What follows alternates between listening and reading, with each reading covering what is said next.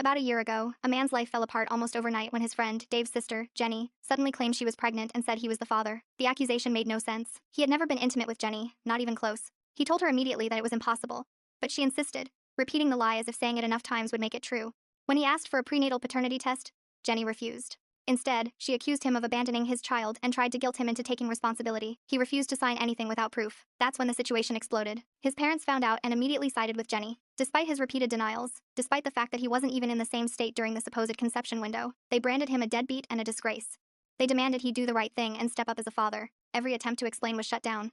In their eyes, he was already guilty. Months passed with non-stop pressure. Family dinners turned into interrogations. Friends began doubting him. Eventually, his parents issued an ultimatum: accept responsibility for the baby or be disowned. When he refused to lie about something so serious, they cut him off completely. After the baby was born, he finally forced a legal paternity test. The results were undeniable. 0% chance he was the father. Armed with proof, he expected apologies. Instead, his parents tried to buy forgiveness with money and begged him to move on. They never truly acknowledged how badly they betrayed him. Meanwhile, Jenny doubled down, spreading rumors that he'd faked the test. In their small town, people whispered, stared, and confronted him in public. When he tried to distance himself, things escalated. His parents began contacting old friends, relatives, even his boss, claiming he was unstable and needed help.